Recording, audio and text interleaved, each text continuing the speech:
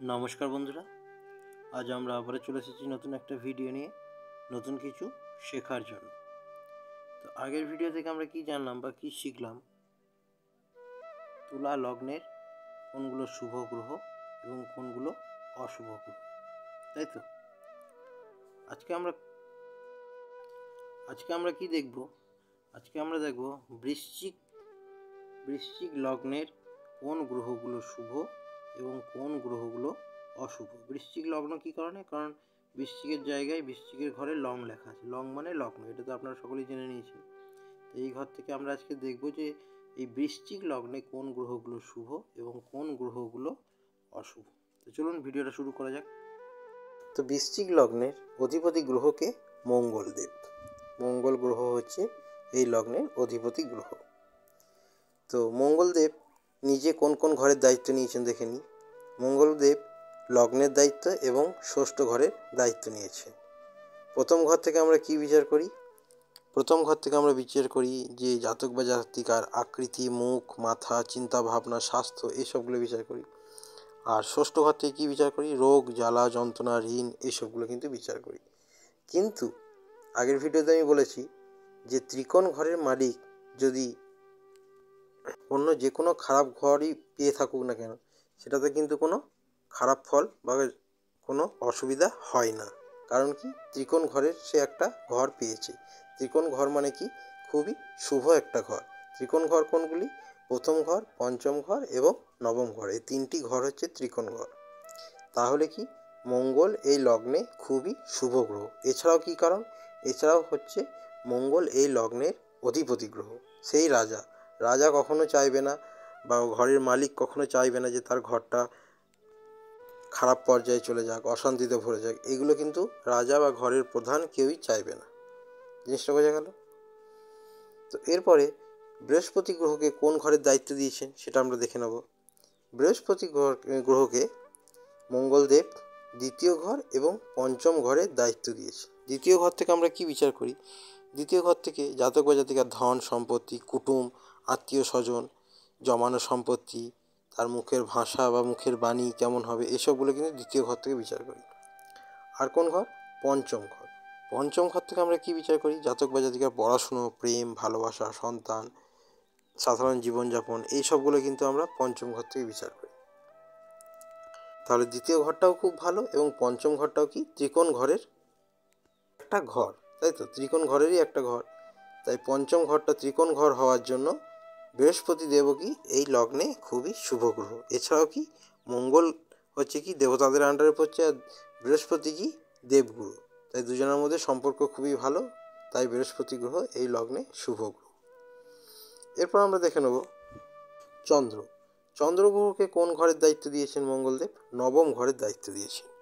নবম ঘর মানে কি? যেখান থেকে জাতক বা জাতিকার ধর্ম, ভাগ্য, পিতা বা পিতৃ সুখ, বিদেশ যাত্রা, এইসবগুলো কিন্তু বিচার হয়। মানে খুবই ভালো একটা ঘর, খুবই গুরুত্বপূর্ণ ঘর।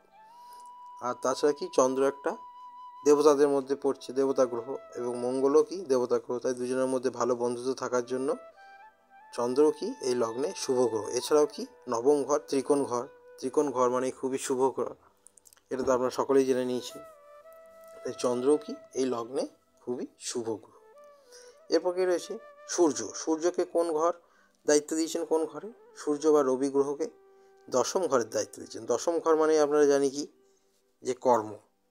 মানুষের জীবন মানেই কি? কর্ম। কর্ম মানেই জীবন, এটা কিন্তু আমরা সকলেই জানি। তাই দশম ঘরটাও কি খুবই শুভ ঘর। এবং তাছাড়াও কি সূর্যের সাথে মঙ্গলের খুবই একটা ভালো বন্ধুত্ব।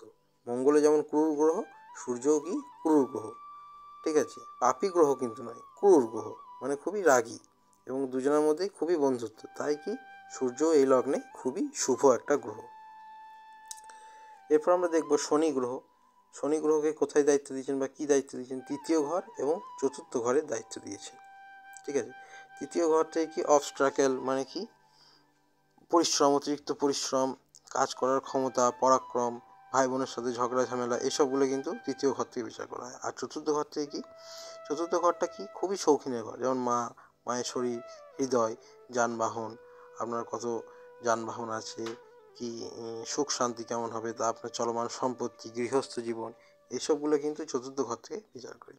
এই চতুর্থ ঘরটা কি খুবই একটা ভালো ঘর, কিন্তু এখানে শনি গ্রহের সাথে মঙ্গলদেবের সম্পর্ক খুব একটা ভালো নেই, তাদের মধ্যে শত্রুতা থাকার জন্য এই লগ্নে শনি গ্রহ কি হয়ে যাবে, সম গ্রহ, অর্থাৎ অ্যাভারেজ প্ল্যানেট, মানে সম গ্রহ। তার মানে এটা বুঝতে পারলেন তো? মানে ঘর যদি ভালো হয়, ভাব যদি ভালো হয়, কিন্তু যদি লগ্নের অধিপতির সাথে সেই ঘরের বা গ্রহের যদি সম্পর্কটা শত্রুতা হয়, শত্রুর অবস্থায় থাকে, তাহলে কি হয়ে যায়, সেটা সম গ্রহ। বোঝা গেল? এরপর আমরা চলে আসবো যে শুক্র গ্রহকে কোন ঘরের দায়িত্ব দিচ্ছেন। শুক্র গ্রহকে সপ্তম ঘর এবং দ্বাদশ ঘরের দায়িত্ব দিয়েছে। সপ্তম ঘর থেকে আমরা কি বিচার করি, দাম্পত্য জীবন, বিবাহ, স্বামী স্ত্রীর মধ্যে সুখ, এসবগুলো বিচার করি। আর দ্বাদশ ঘর থেকে ব্যয়, ক্ষতি, জেলযাত্রা, বিচ্ছেদ, এসবগুলো কিন্তু আমরা দ্বাদশ ঘর থেকে বিচার করি। আর অষ্টম থেকে অষ্টম সূত্র অনুযায়ী এখানে কি হয়ে যাচ্ছে, সপ্তম পতিটা কি হয়ে যাচ্ছে, মারক গ্রহ।